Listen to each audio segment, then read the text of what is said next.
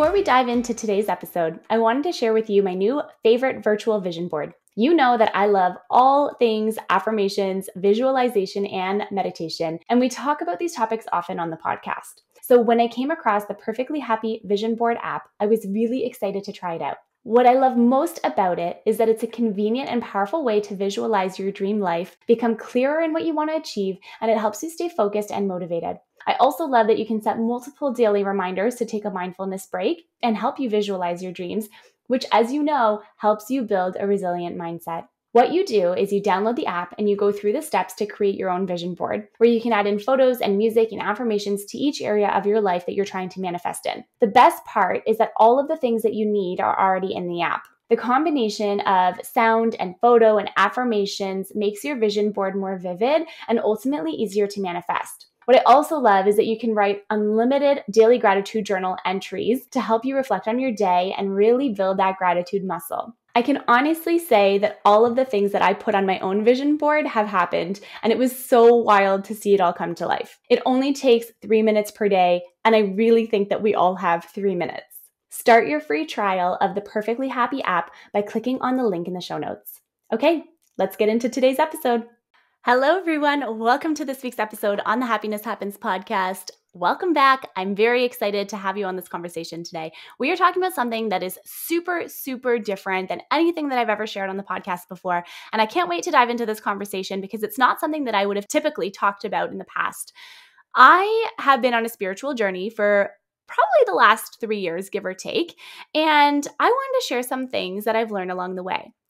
The reason why I've shied away from having this conversation to begin with is because there's so many people out there that have so many different opinions about spirituality, about how to be spiritual, about the things that qualify you as a spiritual person. And it actually can be a very intimidating thing for people to tap into because there's so much fear of judgment around learning more about your spirituality.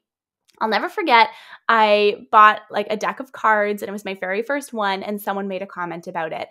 And it was my worst fear that someone would call me out that I wasn't actually, quote unquote, a spiritual person. And I found that super, super offensive because there's no right or wrong way to be a spiritual person. There's no right or wrong way to do spirituality. So today I wanted to talk about my 3 tips for getting in tune with spirit, regardless of where you are in your journey and regardless of what other people have to say about it. I want to change this narrative today, and I'm really excited to have you along the ride to do it. So I used to think that spirituality and being in tune with yourself was only meant for special people, or people who, were like quote unquote chosen. I was completely wrong because everyone has that part within them. You just have to be able to tune in and actually listen to it if you want to, right? Because that's not everyone's journey while we're here. But I used to ask how people were able to tap into all of these gifts and all of these different things that made them these very spiritual people. But the truth is, we really do all have some level of spirituality to us, right? It's about wanting to tap into it. It's about wanting to learn more about that part about yourself and more about that journey. But like I was mentioning before, the problem is it can be so intimidating to discover your spirituality. And why? It's because there are so many spiritual gurus and people out there who are so judgmental, who say that it has to be done this specific way, and they don't really hold space for people to learn, grow, and expand into how they want to be showing up in their own spirituality every day in a way that feels good and aligned to them. There's always comments being made, at least in my experience. And so you have to be very selective of who you're spending your time with, right? But I think that also, in addition to that, there's this fear of changing too much, right? There's this fear of if I dabble into my spirituality, if I tune into myself, I'm not going to be recognizable to the people who already know me as the specific version of me that I am right now. But the truth is that the more that you become in tune with your own spirituality, the more that you become in tune with your own self and your spirit team, you evolve in new ways. You start to do things differently. You start to show up differently. You start to become more whole, more yourself, and more of the person that you want to be, right? You discover who you are on a soul level, not the way that society tells you you need to be, but the way that you want to be and who you are at your core every single day. You allow new experiences to come in and new moments of joy, and you get to learn about yourself in a way that most people don't really get to experience while they're here on this journey. But then there's also on the flip side of that, you also have the shadow side, right? And I think that that's the best part of the journey. That's the part that welcomes the most growth, the most expansion. That's the part that allows you to connect to your resilience and to your spirit in such a deep and purposeful and honest way. You learn so much about who you are, why you're here, the mission that you're serving while you're here. And it's so important to do that, but it's not everyone's journey, right? So some people will be here in this world to be expanding their own consciousness. Some people, that is not what's meant for them right now. So if you're one of the people who really want to tap into their own selves, their own spirituality, and you really want to get to know who you are on a soul level, I think you're really going to like my tips today, because the best decision that I've ever made in my entire life was following those little tiny nudges and those little moments and whispers of inspiration and intuition, and really exploring what I wanted to learn more about myself, about the world around me, about why I do the things that I do, diving in deep to the shadow side, uncovering the traumas, bringing them to the light, transforming them and healing them. So here are my tips to get in tune with your own spirit, with your spirit team. And so my first one is you have to be open and you have to be ready to receive. You have to want it in order to receive it. You have to say, okay, I accept this. This is what I want to do, and this is how I want to grow into. Because spirit will only give you what you're ready for, good and bad, right? So you want to be ready and open and able to accept all of the gifts, good and bad. And if you really let your heart and soul be open to the possibilities, that's where the magic happens, right? That's where you really get in tune. That's where you get to start to see and expand and grow in ways that you never imagined possible. All you have to do is start with the intention and wanting and desire of wanting to be open and ready to receive that gift. Then what happens, at least this is what happens for me. What I've learned and what I've noticed along the way is that our spirit team communicates with us in so many different ways. Our spirit team gives us signs and signals in so many different ways. Some people it's animals, some people it's objects, some people it's things. For me, it's numbers. Anytime I need confirmation from spirit on anything in my entire life, all I have to do is ask spirit to show me a sign, and they always deliver number or sign or whatever it is that I asked for. Especially in moments, and I've noticed this so many times over the last few years, especially in moments where I'm not 100% sure if I'm making the right decision, if I'm going in the right direction, if I'm doing the right thing, spirit out of the blue always shows up with a 111, 222, 333. And then what you have to do in that moment, or what I do, you don't have to, but this is what I do.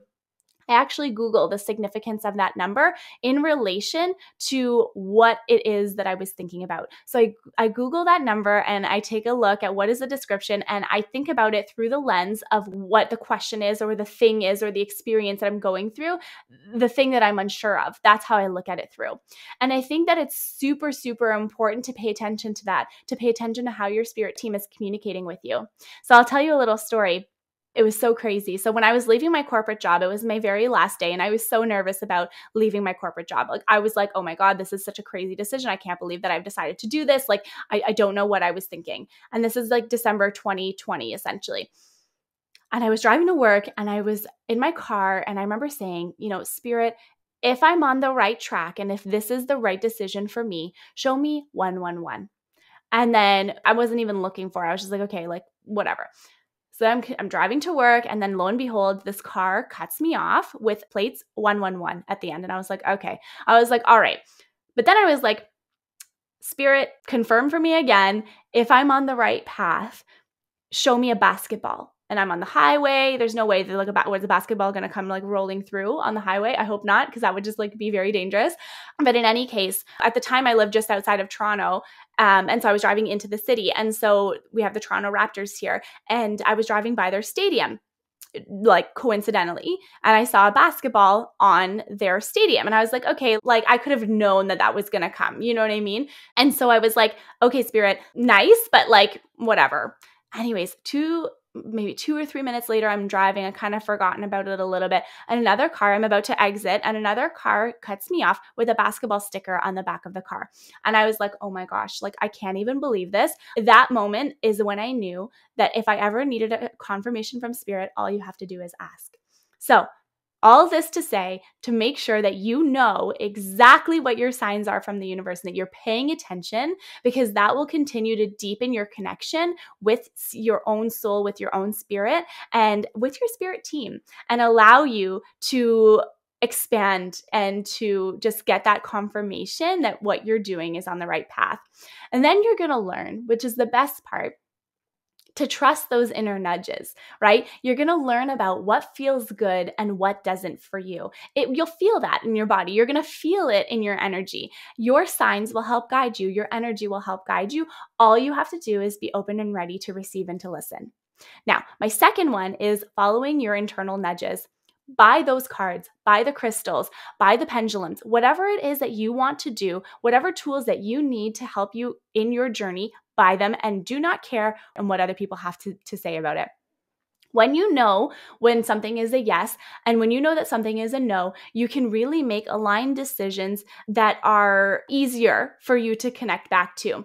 And so what I find so important about this is that when you have the right tools around you, the right energy around you, it helps you drop back into who you are. It helps you drop back into your spirit, and it helps you really get in tune with what it is that you're looking for, what it is that you want to do. It really allows you to get clear on if you're on the right track and if you're on the right steps, right?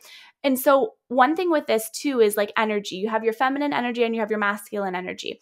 I know for me, I operate in my masculine energy probably about 80%, 90% of my day because I have to, right? With what I do for work, my business, I need to make sure that things are always on the right track. That's not to say, though, that I don't take the time to drop back into my feminine, because that's where I get the creative ideas. That's where I get the next step. That's where I get the next big, course or product or launch or what have you. It's when you allow yourself to breathe, allow yourself to sit, allow yourself to drop in and to just really enjoy the space that you're in this current moment right now. So it's about balancing those energies in the best possible way for you. Forget what other people tell you need to do. Forget what other people say is the best way. Think about what is the best way for you. That is the most important part. And you can connect to your spirit team in so many different ways.